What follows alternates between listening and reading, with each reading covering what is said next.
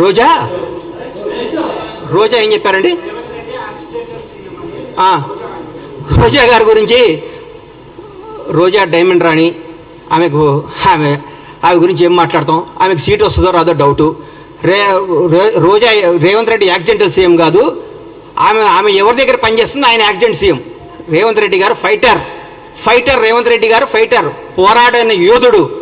భారతదేశంలో ఇట్లాంటి యోధులు చాలా తక్కువ మంది ఉంటారు. ఈయన యోధుడు. ఈయన పోరాడి కష్టపడి తనేందో నిరూపించుకొని ముఖ్యమంత్రి పదవి తెచ్చుకున్నాడు. యాక్సిడెంటల్ సీఎం అయితే నాన్నగారు చనిపోతేనో, నాన్నగారు వారసత్వం వస్తేనో, ఇంకోటి వస్తేనో, నీలాగా పులుసు వండి పెడితేనే వస్తుంది. నువ్వు పులుసు వండి పెట్టావు కాబట్టి నువ్వు పులుసు పాపవు. నువ్వు వదిలే, నువ్వు రేపో మాపో మాజీ అవుతావు.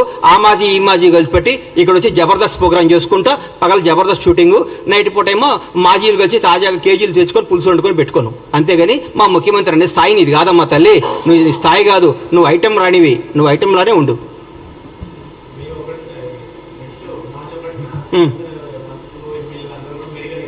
ఎందుకు? మేము పగలగొట్టిన మేడిగేట్ ఎట్లా చూసుకోవడానిక? మేము దోసుకున్న మేడిగేట్ ఎట్లా ఉందో చూసుకోవడానిక? మేము బీటీలు బారిపోయిన మేడిగడ్డను చూసుకోవడానిక? అన్యాయం చేసిన కాళేశ్వరం చూసుకోవడానిక? అక్రమాలు చేసిన కాళేశ్వరంలో ఏమేమి తప్పులు ఎట్లొస్తాయో దీనికి ఎట్లా ఆన్సర్ ఇవ్వాలని వాళ్ళ ఎమ్మెల్యేలని వాళ్ళందరినీ తీసుకొని చూపించడానిక? పగిలిపోయింది కదా, పగిలిపోయిందా? మేము పగలగొట్టామా?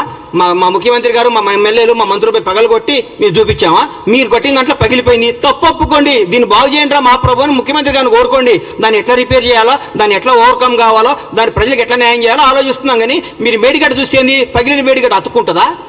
ఎట్లా ఎదుగు చూడండి, తప్పేముంది? మొన్నే రమ్మన్నారుగా ముఖ్యమంత్రి గారు మిమ్మల్ని అందరినీ ప్రతి ఒక్కరిని ఆహ్వానించారు కదా. ఆ రోజు తప్పించుకొని ఈ రోజు వస్తా అంటే మీరు ఎప్పుడైనా రండి. ఎవరిని? సీఎం గారు రాష్ట్రానికి ముఖ్యమంత్రి, బీఆర్ఎస్ పార్టీలో ఆయన ఎంప్లాయ్ కాదు. బీఆర్ఎస్ వాళ్ళు ఈయన చెప్పినప్పుడు వాళ్ళు రావాలి. చెప్పండి, రోజు ముఖ్యమంత్రి గారు టైం తీసుకోండి, ముఖ్యమంత్రి గారు వాళ్ళు తీసుకుని పోతారు, మళ్ళా చూపిస్తారు. మా ప్రజాప్రతినిధులందరూ మా ముఖ్యమంత్రి గారి నేతృత్వంలో అందరినీ తీసుకుని పోతారు. మీరు టైం చెప్పేందుకు రారు. మార్చి 1వ తారీఖు పని ఉందని చెప్తాం కాదు కదా. ఒకరోజు టైం పెట్టుకోండి, ముఖ్యమంత్రి గారిని రండి, సార్ మేమేం తప్పు చేసాం చూపించమనండి. ఆయన పక్కాగా తీసుకుపోయి మీ అన్ని సమస్యలు చూపిస్తాడు మీకు ఆయన. థ్యాంక్ యూ అన్న.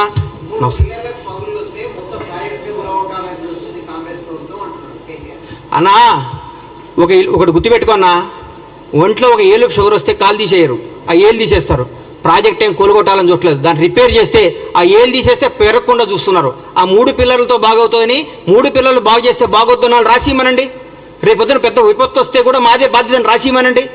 ఒకవేళ పొరపాటు మేడిగడ్డ పగిలిపోతే, మేడిగడ్డ పడిపోయి కొట్టుకోపోతే బీఆర్ఎస్ ప్రభుత్వం బాధ్యతను రాసిమని చెప్పండి. వాళ్ళు చెప్పినట్టు చేస్తారు.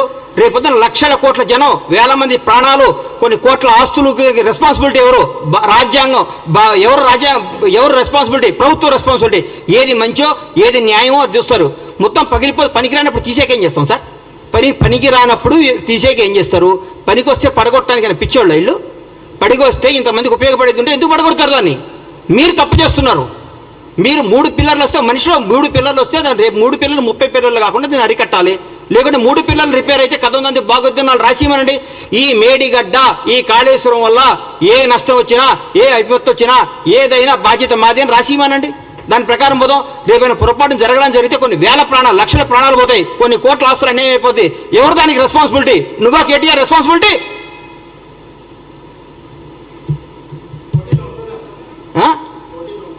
మా ముఖ్యమంత్రి గారు ఏం చెప్తే అది, మా పార్టీ ఏది ఆశిస్తుంది. నేను రేవంత్ రెడ్డి గారు ముఖ్యమంత్రి అవడం, కాంగ్రెస్ పార్టీ అధికారం అవడంలో చాలా హ్యాపీగా ఉన్నా. మా పార్టీ ఏది ఇస్తే అది కార్యకర్తగా సంతోషంగా ఉన్నా. రాబోయే 10 ఏళ్ళు కాంగ్రెస్ పార్టీ అధికారంలో ఉండాలని నేను చూసుకుంటున్నా.